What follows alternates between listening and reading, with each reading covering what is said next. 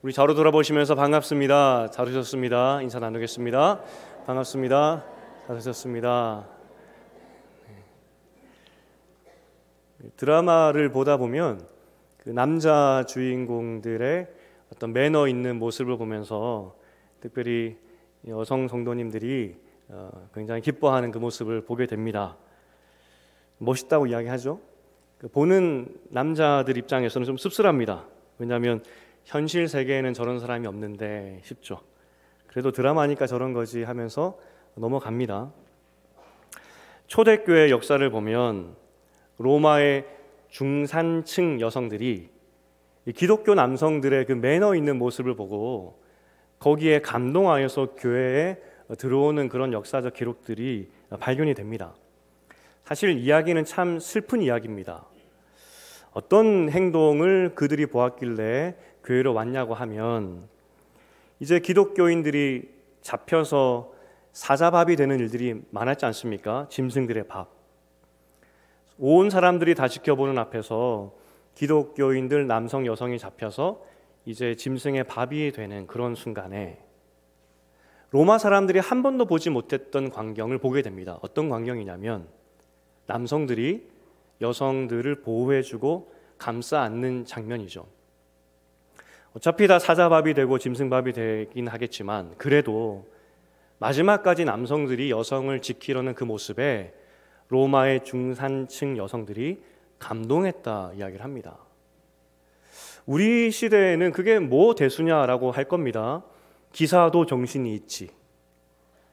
그런 위험의 순간에 당연히 남자가 그렇게 끝까지 여성을 보호하는 것 당연한 거 아니냐, 약자를 보호하는 것은 당연한 거 아니냐라고 생각할지 모르겠지만 그 당시 로마에서는 찾아보기 어려운 행동이었습니다. 아무리 법이 발전했고 또 철학이 발전했고 잘 살았던 나라라 할지라도 그 나라를 가지고 있던, 그 나라를 휩쓸고 있던 그런 문화적인 개념, 생각은 여성은 남성 아래에 있다는 겁니다. 로마의 고위층 정도야 여성들이야 어떤 인권을 이야기했을지 모르겠지만 중산층 이하는 모두 다 남성들을 위해 존재하는 그러한 존재였다는 거죠. 그래서 위급한 상황에 남자를 먼저 구할 거냐 여자를 먼저 구할 거냐라고 묻는다면 로마 사람들은 당연히 남성을 구해야죠. 그렇게 대답하는 것이 그 당시 문화였다는 겁니다. 그런데 로마 사람들은 한 번도 생각해 보지 못했던 남성이 여성을 보호한다는 그 모습에 너무나 감동했다는 거죠. 사실 이 약자, 그러니까 남자가 여성을 보호해야 된다는 것은 최근에 기사도 정신 때문에 나온 것이 아닙니다. 이미 하나님은 고대 근동 구약 시대 때부터 이스라엘 백성들에게 명령했던 명령입니다. 모든 고대 근동의 다른 나라들은 여성을 짓밟고 여성을 도구처럼 생각한다 할지라도 너희 하나님의 나라 백성들은 여성도 하나님의 귀한 백성이니 함부로 다루지 말라. 그것이 율법의 내용이었습니다. 특별히 고아와 과부 같은 약자들 너희가 보호해주고 지켜주어야 한다는 것이죠. 왜냐하면 그들도 하나님의 백성이고 똑같은 하나님의 자녀들이기 때문에 함부로 다루지 말라는 것이었습니다. 예수님의 말씀도 똑같았고 서신서들의 내용도 똑같습니다. 사람은 지위, 고하, 남녀노소 불문하고 하나님 앞에서 귀하다. 그런데 로마 사람들은 그렇게 생각하지 않았다는 겁니다. 우리가 여기서 한 가지 중요한 교훈을 발견할 수 있는 것이 아주 단순한 사실입니다. 기독교인들은 말씀대로만 잘 살아도 세상에 감동을 줄 수 있다는 겁니다. 초대교회 사람들이 말씀대로 남성은 여성을 짓밟는 것이 아니라 동등한 하나님의 자녀로 높여주고 또 약자이기 때문에 위급한 상황 가운데 내가 보호해 주는 것이 맞다라고 행동했을 때 세상 사람들은 감동했듯이 우리가 하나님의 말씀을 그렇게 따라갈 때 다른 무엇이 아니라 말씀대로 살아갈 때 사람들은 감동받게 되더라는 겁니다. 그러면 오늘 이 시대에 우리가 어떻게 하면은 하나님 말씀대로 살아서 감동을 줄까? 어떻게 하면 이 시대 사람들에게 예수 믿는 사람으로서 감동을 줄 수 있을까? 그것을 좀 살펴보려고 합니다. 오늘 데살로니가 교회는 신학적으로 칭찬을 받았습니다. 어떤 칭찬이었냐면 예수님의 오심에 대한 그 재림의 때에 대한 정확한 개념을 알고 있었습니다. 우리는 알지 못하지만 도둑같이 갑자기 오신다. 거기에 대해서 명확히 알고 있었다는 것이죠. 그래서 바울이 더 설명할 것이 없다라고 이야기를 합니다. 그런데 바울이 계속 설명을 해요. 어떤 설명이냐면 5절에 보니까 빛의 자녀들이기 때문에 밤과 같은 상황 가운데 갑자기 온다 할지라도 두려워할 것이 없다 이야기를 합니다. 8절에 보면은 군인들의 무장에 예를 들면서 군인처럼 잘 준비하여서 당황하지 않고 예수 그리스도의 재림을 준비하고 있어라 그렇게 이야기를 하는 것이죠. 왜 바울은 이 재림에 대해서 명확히 알고 있는 그들에게 왜 그런데 덧붙여서 이런 이야기들을 해주고 있는 것일까? 답은 간단합니다. 데살로니가 성도들이 예수님의 재림에 대해서 명확히 알고는 있었지만 그 재림의 때에 대한 두려움이 있었다는 겁니다. 무슨 말이냐면 비록 예수 믿은 지 얼마 되지 않았지만 정말 예수 믿고 났더니 이 땅에 복이 있고 이 땅이 모든 문제들이 해결되는 것이 아니라 정말 예수 믿는 것 때문에 핍박이 있고 또 예수님께서 재림할 때 여러 가지 어려움이 있을 것이다 말씀하셨는데 정말 그런 위험들이 올 것 같아서 두려웠다는 겁니다. 예수님의 재림의 때는 분명히 알지만 그 재림의 때가 가까워오는 것 같아서 너무나 무서웠다는 것이죠. 그렇게 무서워하는 데살로니가 성도들에게 두려워하지 말라. 너희는 빛의 자녀이기 때문에 예수께서 지금 당장 온다 할지라도 너희에게 두려움이 절대 되지 않고 오히려 기쁨과 즐거움의 시간이 될 것이다 라고 이야기를 한다는 겁니다. 사실 이 예수님의 재림에 대한 기다림은 이 데살로니가 쓰여지고 나서도 대략 한 250년은 더 기다려야 됩니다. 무슨 말이냐면 기독교가 공인되기 전까지 앞으로 250년 동안 기독교인들은 언제 예수님이 오시는지 학수고대하게 된다는 겁니다. 실제 다른 서신서들에 보아도 성도들의 고민이 무엇이었냐면 언제 예수님이 오십니까? 언제 그 예수님이 오셔서 이 고통, 이 핍박이 그치는 날이 올 것입니까? 라는 질문을 바울에게 계속 던지는 것을 우리는 보게 된다는 겁니다. 정말 이 시대에는 데살로니가 시대에는 예수님이 속히 오셔서 이 고통과 고난을 끊어주었으면 좋겠다 하는 마음이 온 성도들의 마음 가운데 다 있었고 또 다른 말로 하면 고통이 너무나 힘겨웠고 너무나 무서웠다는 겁니다. 그러니 재림을 간절히 기다렸겠죠. 초대교회 역사를 연구하다 보면 배교자에 대한 단어가 라틴어로 두 가지가 있습니다. 우리는 뭐 예수님 배반하고 배신하면은 그냥 배신자 해서 한 단어만 있지 않습니까? 근데 라틴어에는 두 가지 단어가 있습니다. 그리고 두 가지 종류의 배신이 있었다라고 구별하고 있습니다. 첫 번째 배신은 그야말로 예수 모른다 그러고 예수님을 부인하고 종교를 바꿔버렸던 정말 배신자가 있었습니다. 두 번째 배신자라는 라틴어 단어가 있는데 그게 뭐냐면 좀 독특합니다. 계속 로마가 교회를 핍박했는데 기독교 숫자가 계속 늘어나는 겁니다. 어느 날 다 잡아다가 죽이려고 보니까 그 숫자가 너무나 많아서 죽일 수가 없는 겁니다. 그래서 로마가 어떻게 유화책을 냈냐면 잡아온 사람들에게 너희가 가지고 있는 성경을 내면 성경을 반납하면 살려주겠다 그렇게 이야기를 합니다. 그때 많은 성도들이 성경을 내고 목숨을 구하죠. 이 사람들을 지칭하는 그 단어가 트레이드, 영어로는 트레이드의 원어가 되는 로마어입니다. 트레이드가 요즘에도 쓰는 단어이고 어떤 뜻인지 아시죠? 교역하다, 교류하다. 그러니까 성경책을 주고 생명을 얻었다. 신앙의 양심을 팔고 생명을 얻었다. 그래서 그 사람들을 향하여서 트레이드라고 이야기를 했다는 겁니다. 다른 말로 하면 이 역사를 우리가 볼 때 얼마나 핍박이 심했는지 알 수 있고요. 또 반대로 생각을 해보면 그럼에도 불구하고 기독교인들이 얼마나 많이 늘었는지 다 죽일 수가 없을 정도로 로마 사회에 많았구나 싶습니다. 복음의 힘이죠. 지난 주일 밤에 있었던 이야기입니다. 신은학당에서 제가 잠시 나눴던 이야기인데 저희 아이가 저에게 묻습니다. 마가복음에 환난이라는 단어가 나오는데 그 뜻이 뭐냐고 물었습니다. 그래서 제가 알려주기를, 첫 번째는 초대교회 성도들이 예수님 믿어서 핍박당하고 순교당하는 그 일을 환난이라고 이야기를 하고, 또 두 번째로는 우리도 때로는 이 세상을 살아가는데 환난을 당한다. 예수 믿기 때문에 혹은 우리가 생각하지 못했던 여러 가지 질병이나 어려움 당해서 환난을 당하기도 한다. 그렇게 두 가지로 이야기해 주었습니다. 그때 아이가 그걸 듣더니 뭐라고 이야기를 하냐면 별거 아니네 그러는 겁니다. 그 무슨 말이야 그랬더니, 아니 굳이 예수님을 믿는다고 입 밖에 내서 왜 죽냐고, 나 같으면 마음속으로 믿겠다고, 그냥 마음속으로 믿으면 되지 왜 그걸 말해서 꼭 순교해야 되냐고, 아니 그렇게 이야기를 하는 것을 좀 보았습니다.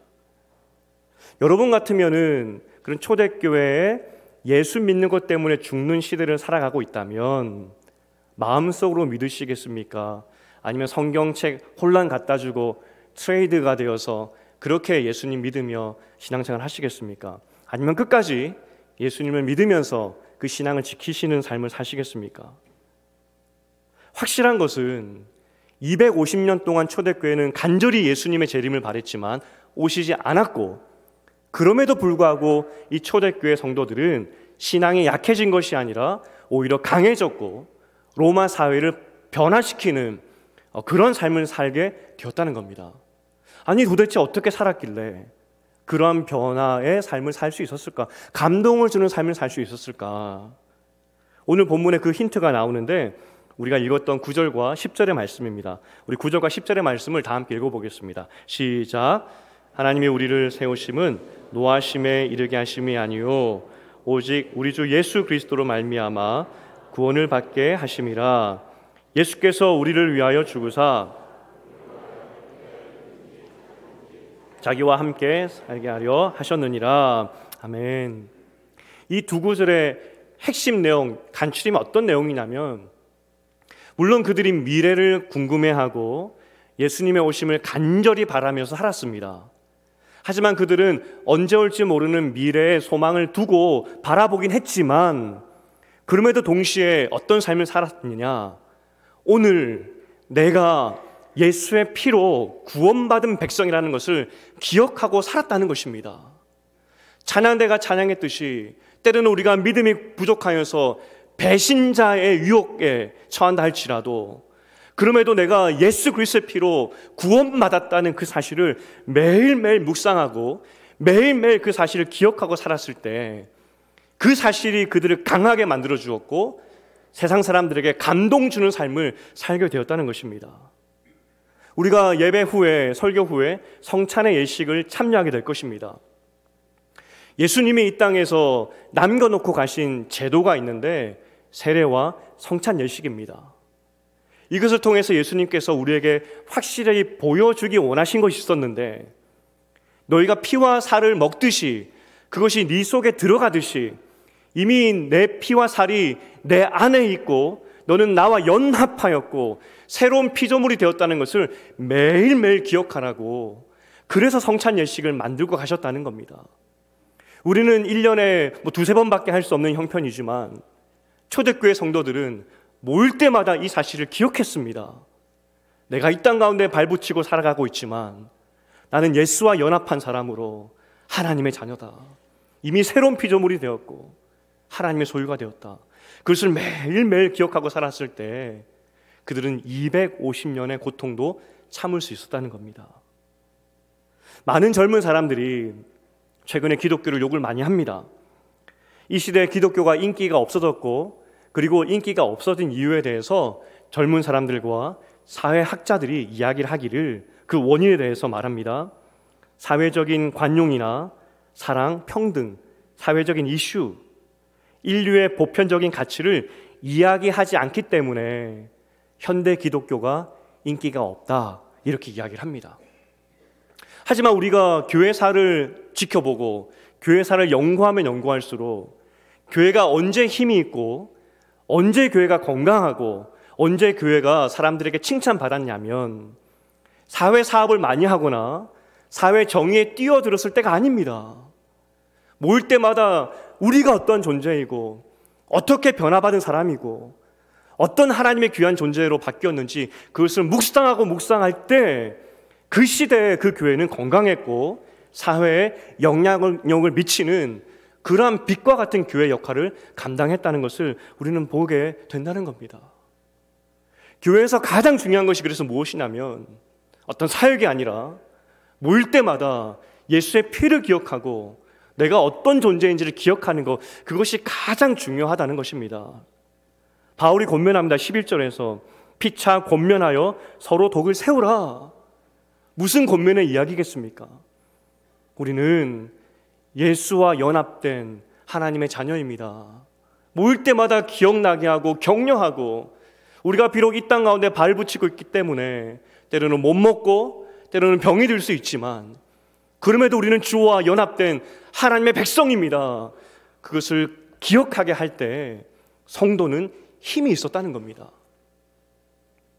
미국 교회사를 연구하다 보면은 굉장히 특이한 한 사건이 있습니다.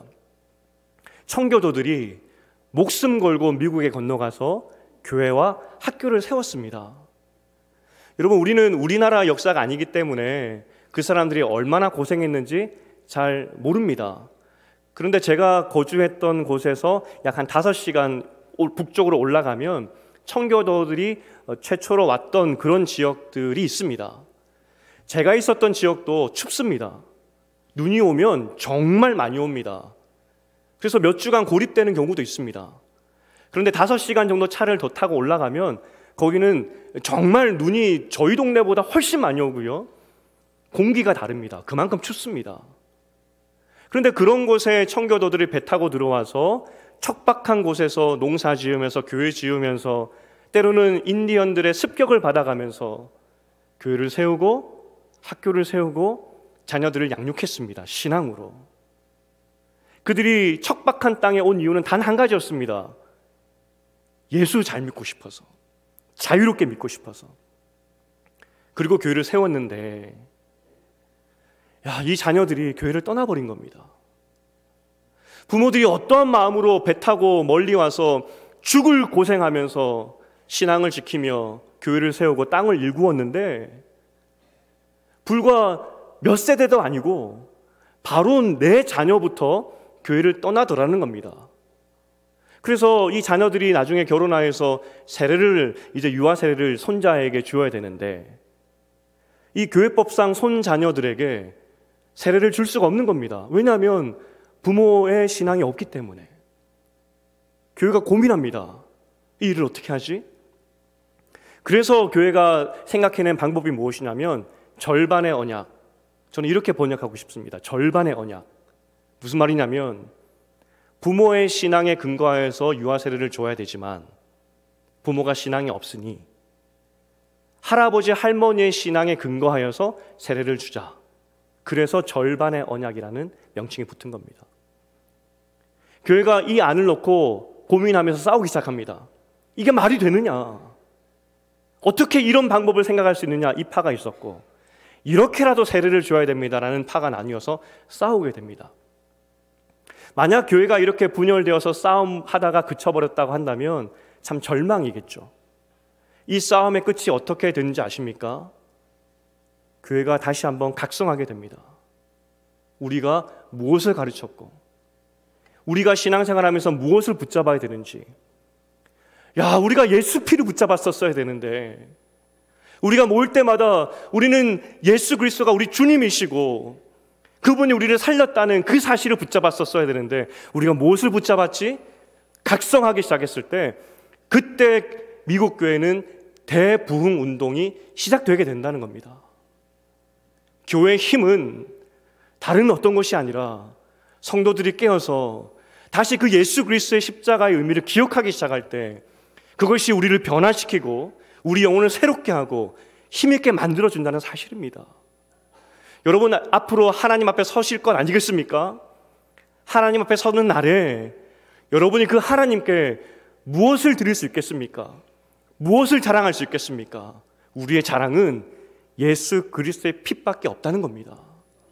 우리가 하나님 앞에 서는 날에 우리가 드릴 것은 이 땅 가운데 내가 무엇을 한 그 행동이 아니라 내가 은혜로 받은 예수의 피밖에 드릴 것이 없습니다. 그런데 하나님은 그 피를 보시고 거룩하다 말씀하시고 잘했다 칭찬해 주신다는 사실입니다. 오늘 우리가 유아세례의 예식과 성찬의 예식, 예수님께서 만들어주신 그 예식을 하게 될 겁니다.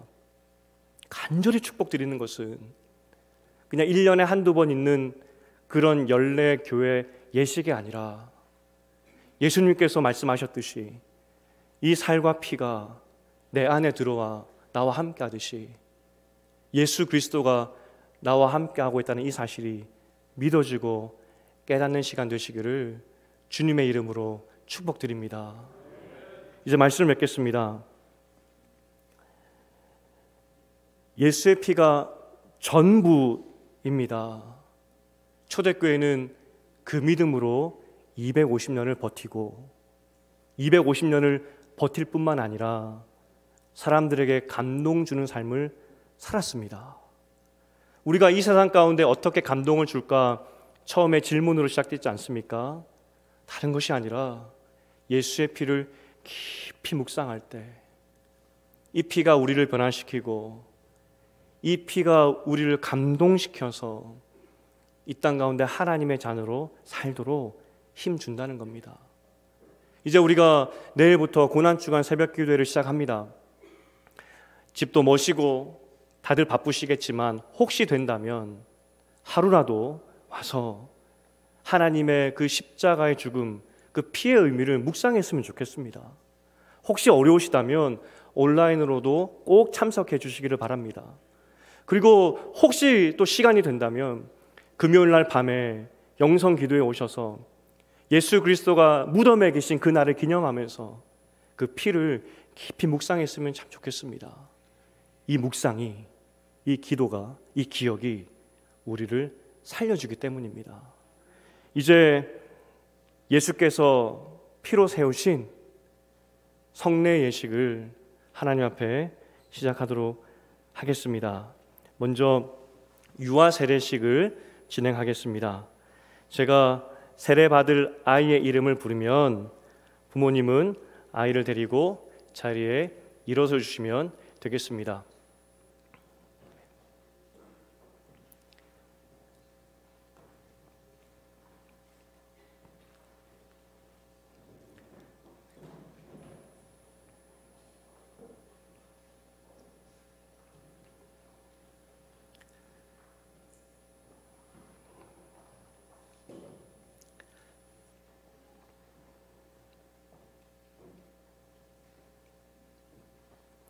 이제 세례 받는 아이의 이름을 제가 호명하겠습니다. 자리에 일어서 주시면 되겠습니다. 김주원, 임준규. 제가 성경 봉독하겠습니다.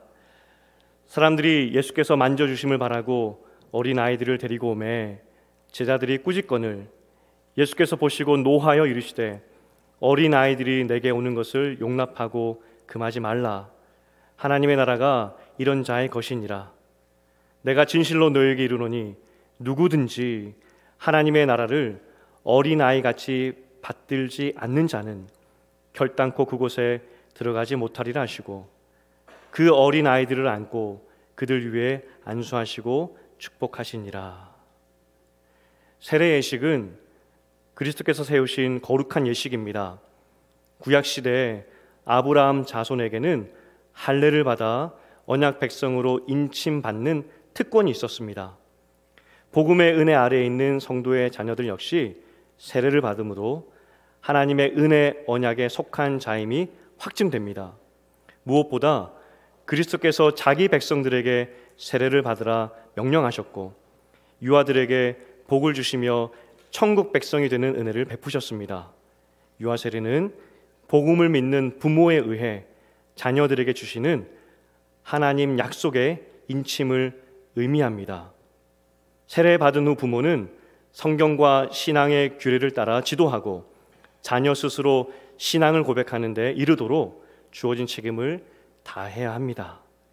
이제 서약을 진행하겠습니다. 제가 3가지 서약문을 물어볼 텐데 예로 답해 주시기 바랍니다. 오른손을 올리겠습니다. 여러분은 이 자녀가 예수 그리스도의 피로 씻음과 성령의 새롭게 하시는 은혜를 받아야 할 것을 믿습니까? 여러분은 앞으로 이 자녀에게 세례의 의미를 가르치며 성경을 읽고 기도하며 예배에 참여할 것과 그리스도인의 올바른 생활에 대하여 가르치기로 서약합니까? 마지막입니다. 여러분은 지금 이 자녀를 하나님께 바치고 겸손한 마음으로 하나님의 은혜를 의지하며 친히 신앙의 모범을 통해 그들이 하나님의 자녀로 살도록 양육하기로 서약합니까? 제가 기도하겠습니다. 하나님 아버지, 성도의 가정에 귀한 자녀를 주시고 하나님의 자녀로 양육하게 하시니 감사드립니다. 이제 세례를 받는 귀한 자녀들이 믿음의 자리에서 떠나지 않게 하시고 하나님의 은혜 안에서 평생 살게 하시고 세상의 위험에서 지켜 보호하여 주시고 부모의 돌봄과 교회의 양육에 힘입어 하나님 나라의 자녀로 잘 자라게 하여 주시옵소서. 예수님 이름으로 기도합니다. 아멘. 이제 유아 세례를 진행하겠습니다.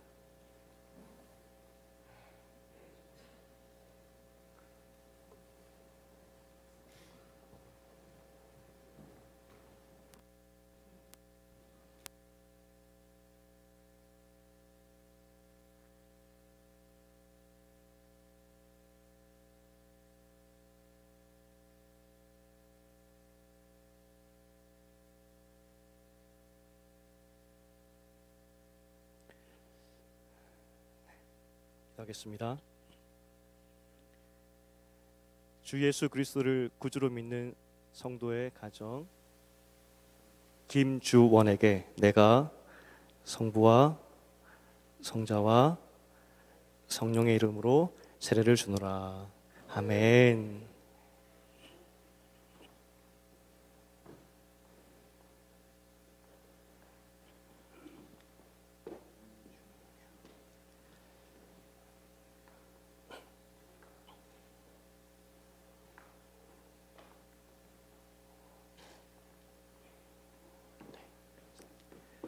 기도하겠습니다. 주 예수 그리스도를 구주로 믿는 성도의 가정 임준규에게 내가 성부와 성자와 성령의 이름으로 세례를 주노라. 아멘.